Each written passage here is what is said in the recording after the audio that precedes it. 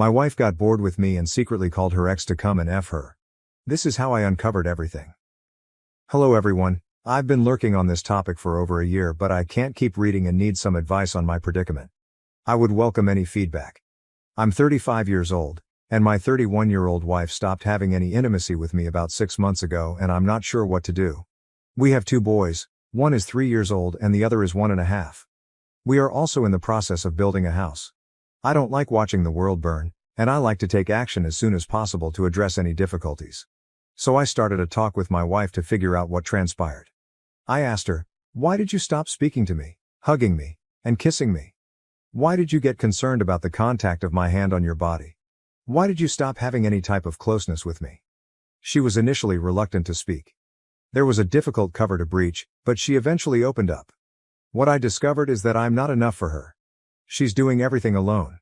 Can't rely on me, and feels like she's wearing the pants around the house. She told me she makes all of the decisions and handles the kids on her own.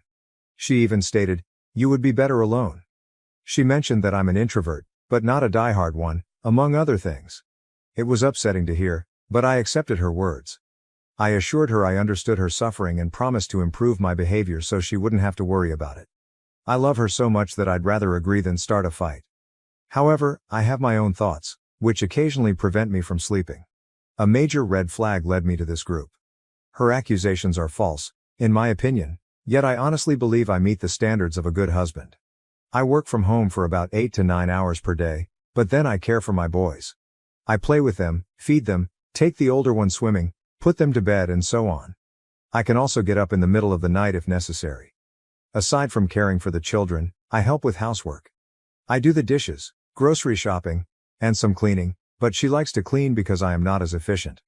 I handle the car and other aspects of our new home. I do a lot to make her life simpler, and I know it's difficult with 2 little sons.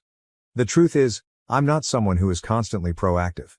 Some folks can't sit on the couch for more than 5 minutes without thinking about what to do next, what to mend, what business to start, or what duties to complete. Her father is like this, but I am not. Once the kids are asleep, the work is completed, and the house is cleaned, I prefer to relax by watching a movie or playing video games. I am also not the sort to start my own business. I am skilled in my profession and prefer to be instructed what to do in order to do my tasks successfully. There are plenty of people like that, and I'm not ashamed of it. I don't pursue a glamorous career. I don't imagine having millions in my bank account. I'm simply a regular guy, a good-looking one, who wants to have a healthy, happy family while earning a reasonable living. I knew she was having problems with that, despite having been happily married for 4 years and together for 5 years prior. The conversation happened in December. After that, I began to work against my personality, which resulted in some proactive effort, such as additional groceries and house repairs. Basically, not sitting on my butt in the evenings. There's no rest. She liked it, but it didn't improve her attitude toward me, so I had to initiate a second conversation. Given how she treated me, I questioned her from the outset. Do you want to save the marriage? She said, I don't know. It was difficult to swallow, but in order to proceed, I asked her, do you want to go to marriage counseling? She said, I don't know. I continued. It's not a moment to not know if our kids may have parents living separately soon. After hearing that, she agreed, and I needed to get a therapist. She showed no interest in that. During our conversation, she revealed to me several sad truths such as, I married you simply to impress my parents and married sisters so that we might have a large happy family with beautiful children. I married you because I was fascinated rather than in love. I also learnt that she had a meeting with her colleague clergyman to discuss our marriage. Anyway, I found a fantastic therapist, and we're approaching our 3rd session. We discovered that we have distinct love languages. I require touch, she needs work done. However, she hasn't touched me since we started counseling. No hugging. After the 2 sessions, I asked her whether she liked it and how she felt, and all she said was that she's uncomfortable sharing our personal information with an unknown stranger. When the therapist discovered we hadn't slept in the same room in 6 months, she was taken aback. My wife said that it is because she is sleeping with the children in the bed, and there is no room for me. The therapist responded that not allowing a husband in the bedroom sets a negative example for the children, and that if there isn't enough room on the bed, go to IKEA and buy a single bed and install it next to the larger one. I did exactly that. I bought it, put it together, and am currently sleeping there. Funny thing is, I still feel like I'm sleeping alone. She's far to the left, The boys are in the center, and I'm far to the right. My wife's testimony has altered slightly since the beginning of the issue. She began to express her depression as a result of spending so much time at home with her children.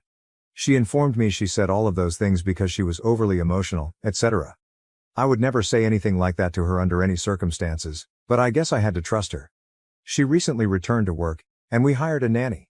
The only change in her conduct is that we began to communicate, but I am more than just her friend. I am also her spouse, and there is no intimacy. There are no signs that things will improve. She doesn't care about the next marriage counseling appointments, so I have to keep arranging them. She informed me she doesn't need sex and had only done it when I wanted it. I felt like an abuser. She was never into lovemaking. We had it once a week, which was okay with me. It could have happened more frequently, but it was fine. We've had sex twice this year, both out of pity. One was in early January to celebrate my birthday. Now it appears that I need to have a birthday to be laid. The other time was following a counseling session. She just lay there, covering her chest and waiting for me to finish, which made me want it less. That is not what this is meant to be about. When I bring it up, she simply replies, "That's who I am. If you don't like it, simply leave me." I do not know what to do. Please advise. Update 1. There was one instance where my wife attempted to phone her ex-boyfriend 4 times in a row at 10 p.m. She didn't talk to him, but she attempted to contact him. I know this because we used to have an app that saved our 2 phone numbers and allowed me to see incoming and outgoing calls for both. After that, I went crazy. Why does my wife contact her ex 4 times at 10 p.m.? I chose to check her texts on her laptop. I felt bad, but it was justified. We were married, had children, and she was acting strangely. After phoning him 4 times, she texted him, "I'm going to keep calling until you pick up and talk to me like a normal human being." When I asked her about it, she lied and said she wouldn't call him. So I showed her the app and her outgoing calls. She had nothing else to do except admit that she attempted to contact him. I inquired why, and she said that she was phoning back, knowing that she had also written to him after the call. I asked if she wrote to him after the call, and she responded no. Then I showed her the message she sent to him. She said that he had gotten drunk and called her, saying some nonsense. When she heard it, she ordered him to fuck off and hung up. Then she felt bad about it and tried calling him 4 times because he didn't answer. Finally, she wrote what she did and he did not respond. I'm not sure what to think about it. It happened about the time she stopped being intimate with me. Her perspective on the scenario is that it is neither strange nor awful, and that hiding it from me was not crucial to her. The point is, any communication with an ex is a terrible sign, and it is unacceptable to me. Is she cheating? We hadn't had any intimacy in 6 months and then the calls came. Update 2. Thanks to everybody for your insights. At first, I couldn't believe how many of you said she was cheating on me. It reminded me of science fiction, something I'd only see in movies. Maybe I thought my wife would never do something like this, but today everything changed. It became a fact. I feel stupid for being just another person in this circumstance, but I guess that's how life works. Now I know I promised to call her ex and speak with her family, but I decided to take a step back and keep it cool. Could you believe how simple that was? All I did was install a voice-activated recorder in our car, not a GPS. It was only there for 3 days. She took the car for work, then went to a workout, and then called him. Or perhaps he called her. I'm not sure who called who, but I heard everything. It was a video conversation on the phone. I learned everything I needed to know about sex and our respective lifestyles. They talked as my wife and I did when we first met 9 years ago. The same attraction, jokes, and so on. I haven't had this with her in a long time. They even discussed vacation plans. She wants to visit him in July. Wow, she offered him 2 years to move back to our country. I can't believe this. Now after listening to an hour-long recording of this nonsense, I have some things to process. I need to meet with an attorney next week. All I wanted to say was thank you. You opened my eyes. If it hadn't been for you, I would never have purchased the blasted voice recorder. And to think, I felt horrible putting it in the car. My God. I will keep you updated, but for now, I need to relax and think about my children and what she has done.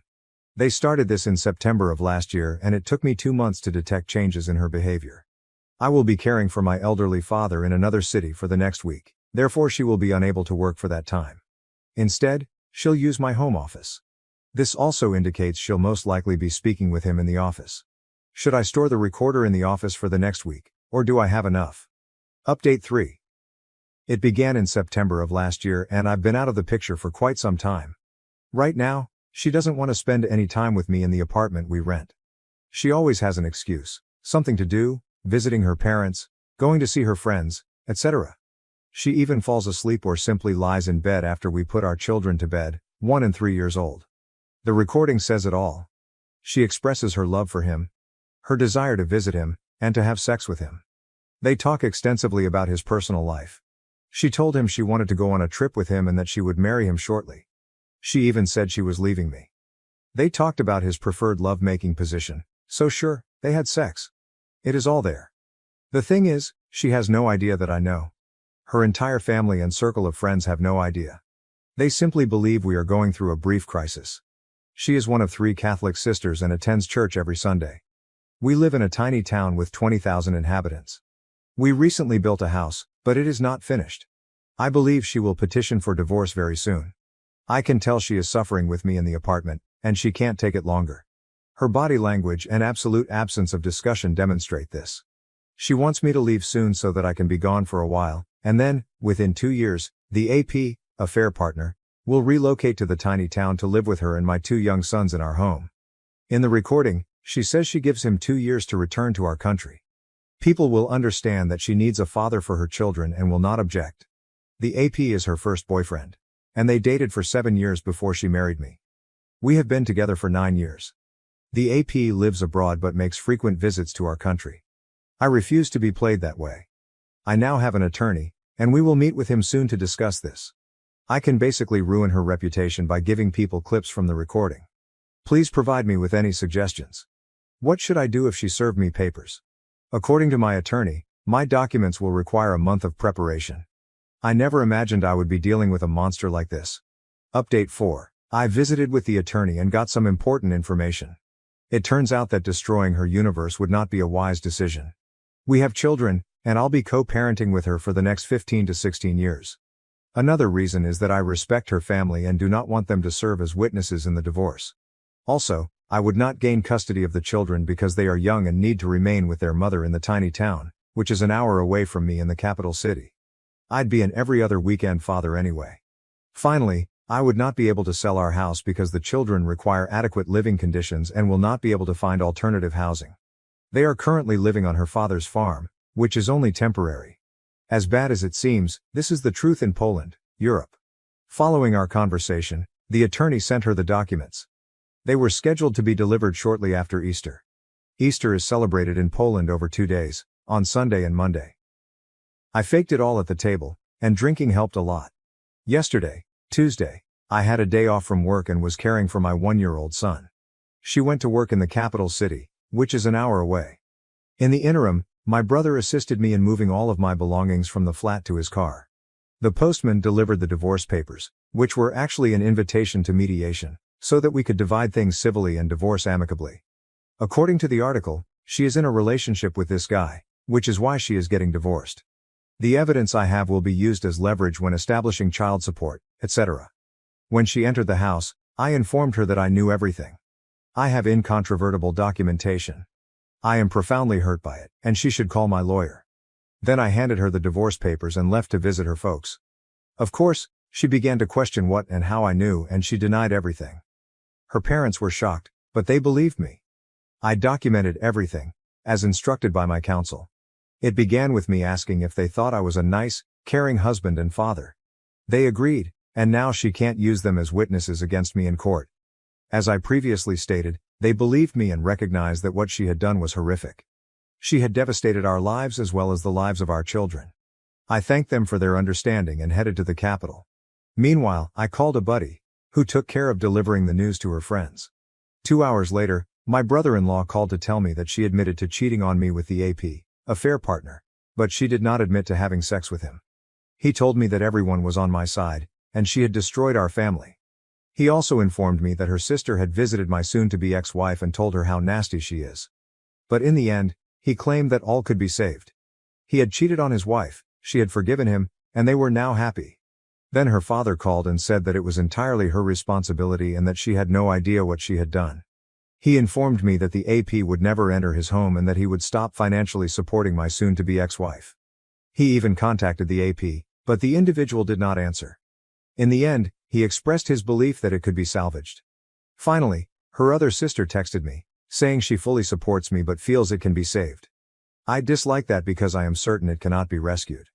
I'm concerned they'll cling to the fact that I don't have a love-making tape of them, and my reasoning will be insufficient to convince her to go.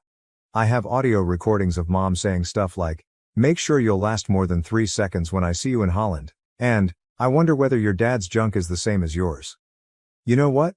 I'll approach that woman and ask her how long your brother's crap is, then tell her how long yours is. She also used phrases like, "I love you. I am planning to leave my hubby. Please record yourself and give me the video. Your favorite position is crappy style with a straight back, and I'm showing you what your life with me will be like. I'm giving you 2 years to relocate back here." All of this, combined with her lack of emotion toward me during the last 7 months, is proof enough for me. Furthermore, soon after the incident, she informed me that she would never stop loving him. This is more than adequate proof for me. What are your thoughts? Anyway, as many of you have previously indicated, she is currently crawling back after her family confronted her with everything. She's sending me texts like, "I had no idea what I was doing. I can't picture life without you.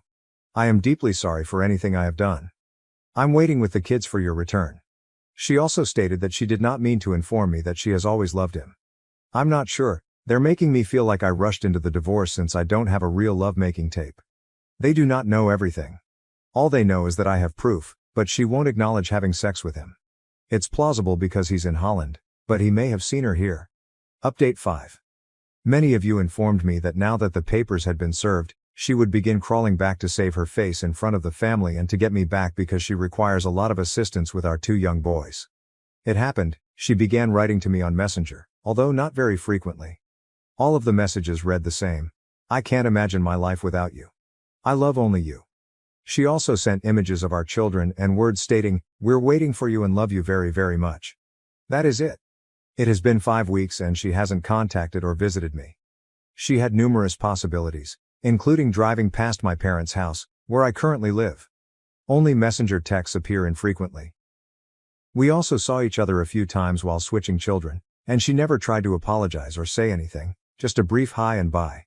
Her family began communicating with me much more regularly. Her father contacted me twice, her mother emailed me a dozen links to Christian pages about forgiveness, and one of her sisters texted me, apologizing and believing my wife has been possessed by an evil spirit. Her other sister explained how my wife had damaged our family and that she did not expect me to return to her.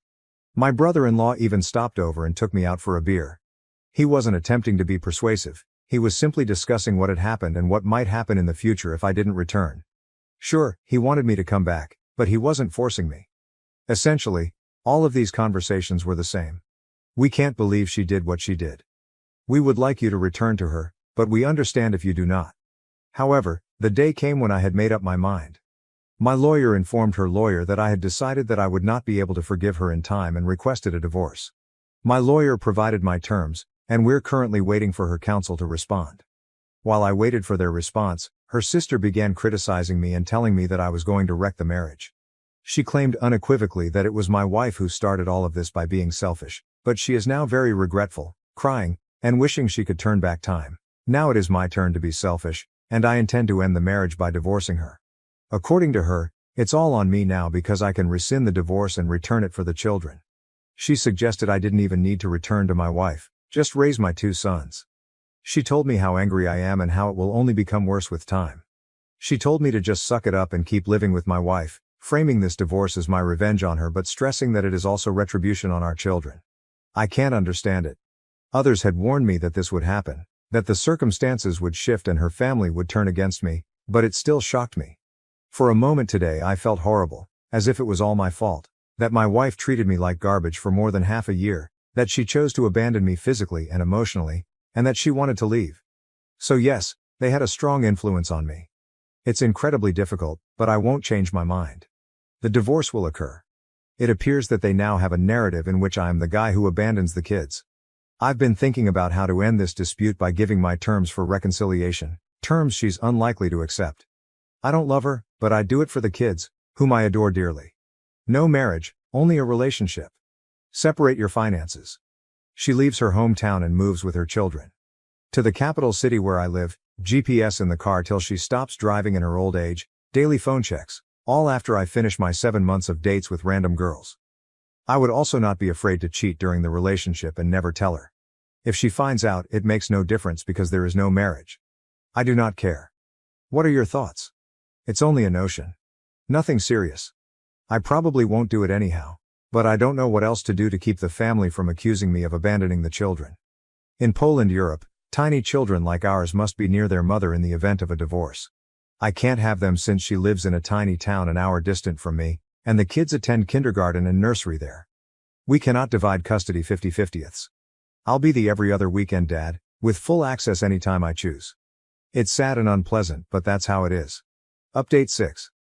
It's been 2 months since I confronted her, gave her divorce papers, and relocated to the capital city, an hour away from the little hamlet where we used to live together. I currently live with my parents and sleep on the couch in their living room. The dining table has been converted into a workspace/entertainment area, and my clothes are hung on every chair around. I work from home for 8 hours and then normally help my elderly parents, who are 88 and 71 years old, with household duties. I do their grocery and drive them to doctor's appointments. Apart from that, I go to the gym or the movies to get away from bad thoughts about what happened. I visit my children every weekend. She drops them off, and I take them back. The weekends are fantastic, and I find myself actually happy when I'm with them. I took a paternity test, and the boys are mine, so there is no confusion there. The situation with the divorce terms is currently unknown. It's difficult to predict what will happen because I live with my parents, and as a father of 2 and a mature man, I don't have anywhere else to live. I want a large sum of money from my wife and she is taking over the mortgage for the house. She consented to the mortgage takeover but only offered 1/3 of the amount I requested, citing her contribution to the house's construction. The thing is, I did not cause this circumstance. I'm not guilty, and I need a place to live. 1/3 of the sum I want will not help me buy a flat, so the discussion between our attorneys continues. She's offering me such a low price because she wants to keep the house. However, the last time we spoke, I learnt that she may be forced to sell it. This is what she should have done since the beginning. She'll be unable to pay both the mortgage and me. We'll see how it goes. Other financial issues, such as child support, are also up for debate. She wants too much, and it must be agreed upon. She also argues that I should be the one to pick up the children from the little town and drive them home. By the end of the weekend, there will have been a lot of fuel and time spent. It should be her dropping them off and me driving them home. As you can see, she is responsible for everything, but she is also willing to argue about the conditions of the divorce. Her sister invited me to attend her daughter's communion last Sunday. I went to spend more time with my boys. Every family member is aware that my decision is definite, therefore they did not even attempt to talk to me about it. I basically took care of my boys while everyone else drank and ate at the table following the ceremony. However, at one point my wife questioned whether my decision was completely final. I glanced at her and said as gently as I could, "Yes, it is final, and nothing will change it. I'm here now for my guys, to spend as much time with them as possible." However, she went on to express her genuine shame and regret for what she had done. She informed me she stopped her relationship with the AP by going to an exorcist, telling him everything about the affair, and then leaving it in God's hands. To that, I said that I don't care about her priest, and if there's anyone she should be telling everything to, it's me. At that point, it was just ludicrous, but I said, "Okay, if you're truly sorry, I'm here to give you one last chance to tell me the whole truth. Tell me how often you had sex with him." She said that she didn't. Then I asked her, "Do you remember that party you held with your work pals in November? Why did you rent a flat for the night, Airbnb, instead of staying at one of your friends' apartments?" After hearing it, she went paralyzed and couldn't say anything except, "Why do you need to keep torturing yourself with it?" I stated that if she was truly sorry, she would stop lying 2 months after I left her. This was just one example. I told her having sex over video chat is the same, and I knew she did it with him. She could not remember how many times she had done it with the AP. After that, I asked her, "How do you picture getting back together? You start a conversation with me, then lie the next second. Do you realize I'll be checking your phone every day? What are your thoughts about that?" She responded, "That would not be trust. It would simply be treating me as rubbish." Then our son intervened, and the conversation was nearing its end. I ended with, "Remember, you didn't just cheat on me. You also cheated on our 2 adorable, wonderful boys." It ruined her. She began shrieking that this was the last time I told her something like that in front of our children.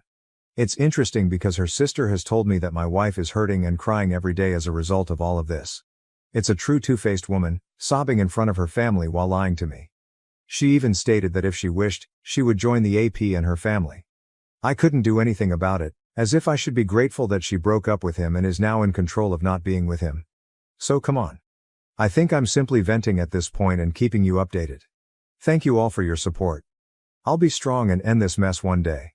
I believe my boys will want psychological assistance if things do not turn out nicely. The older one has been scared lately, but I will always be there for them. Update 7. Our attorneys finally reached a deal, and the divorce will take place shortly. She has taken over the unfinished house and is now solely responsible for the mortgage. The house is for the kids, and I don't want anyone to tell me later that I sold it as part of my revenge on her. Furthermore, I don't want to live in her small hamlet, which is an hour away from the capital city where I am currently. However, I am receiving what I put into it, and that amount is not awful at all. The child support amount is reasonable, and we agreed that she will drop the kids off to my residence in the capital city every other weekend. I'll just need to drive them back. Now, I see my children virtually every weekend, but it's not enough for me. It causes me so much anguish that I can't take it sometimes. I simply cannot allow 1- and 3-year-old boys to grow up without a father because of an unruly mother.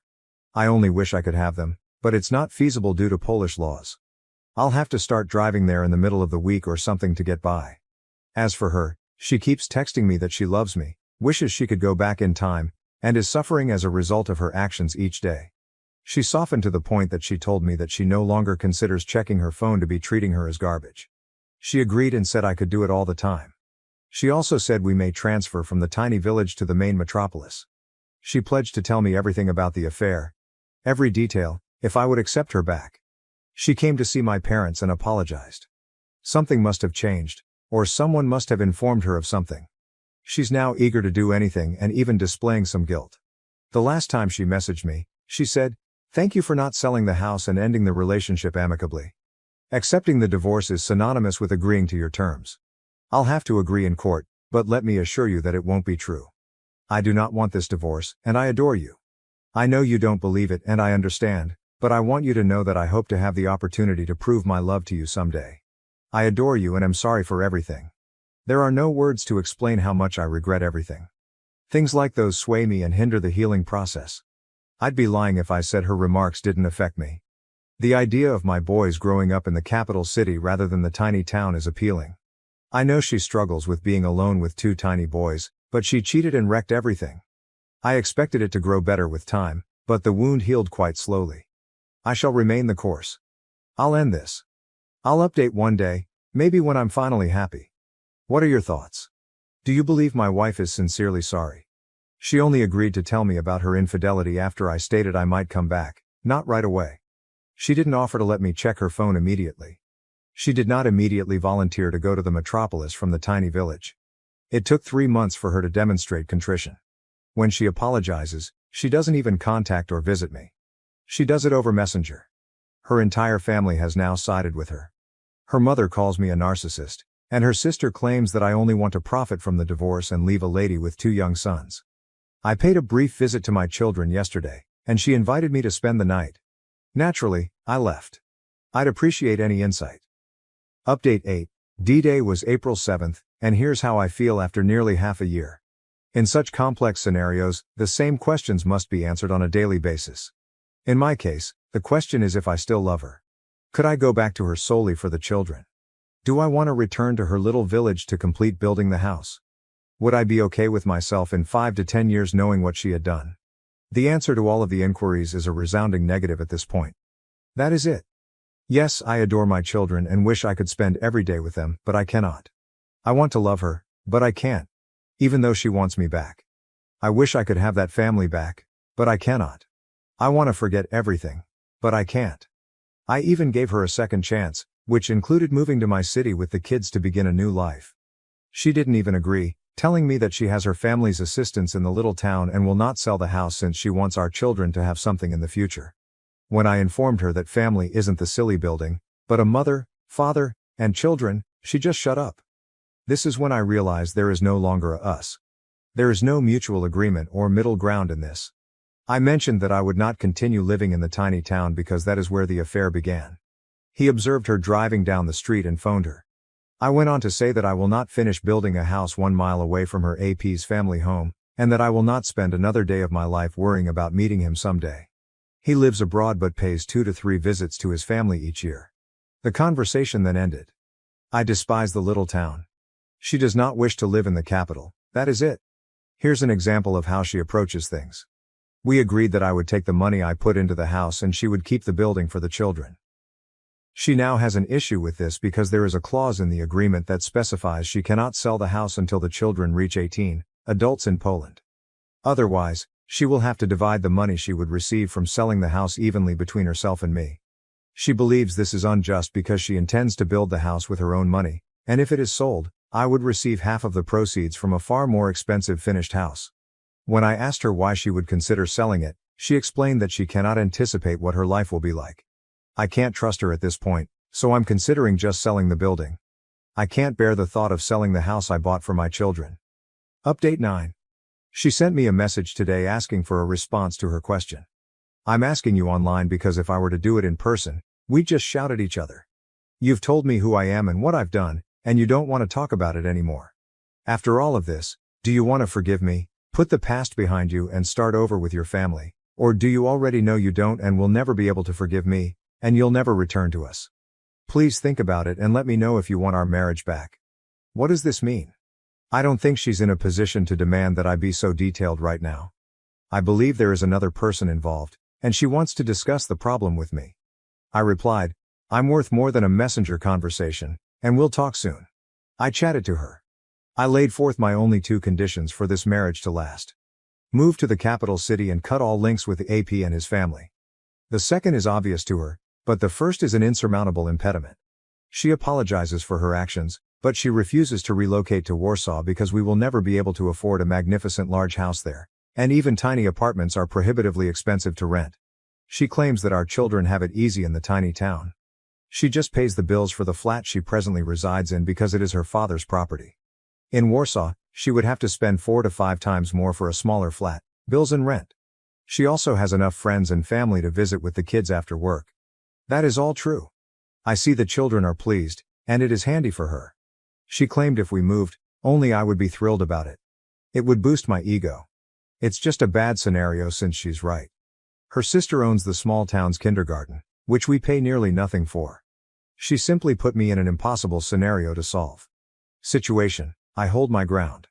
I will not live in the little town, but it does not make sense for them to relocate. In this scenario, we agreed that I would simply continue to visit and spend as much time as possible with the children. I will continue to take them to Warsaw every other weekend. She informed me she will not date anyone else and will only wait for me, and that I will see for myself in the future, that she will remain single. I find it difficult to believe, but I don't really care. Maybe it's good since the kids will just have me as a father figure, rather than some random guy. During our chat, she said several things that demonstrated that she is not a remorseful person. When I asked why she hadn't phoned me once during our separation and had just texted me, she stated she didn't have time with 2 kids running around the house. She stated that she will never discuss the affair again and will not provide me with any other information if I inquire. She is done with it and will not discuss anything else with me because I informed her family some information she did not want me to share with them. She informed me that the AP had been writing to her for many years and that she had always rejected him, but when he wrote last year, she chose to start an affair with him due to my passive approach. I immediately told her what she said was very horrible, and she rolled her eyes and said, "You're only thinking about yourself. You are the only poor guy in this." Update 10. I've learned to live alone with little time with my children, and now I want to date again. Actually, I began using dating apps some time ago. I get a good number of matches, and arranging up a date with a nice woman is no problem. In general, I had 2 to 3 short-term relationships that had to terminate since I was always busy with the kids when they wanted to meet. Every other weekend is completely off, although I wish they were longer. I always lied about having a meeting or whatever, and they saw it as a lack of interest on my part. The trouble is, how can I navigate this? For the time being, I don't tell new girls that I'm almost divorced with 2 children. I discovered that the only way for the second or third date to occur is to avoid exposing this too soon. Is there a solution to this? Is there any chance a girl would stick with me if I gave her the truth from the start? Has anyone experienced a similar situation? I don't necessarily want to be in a serious relationship right now, but I hope to be in one in the future.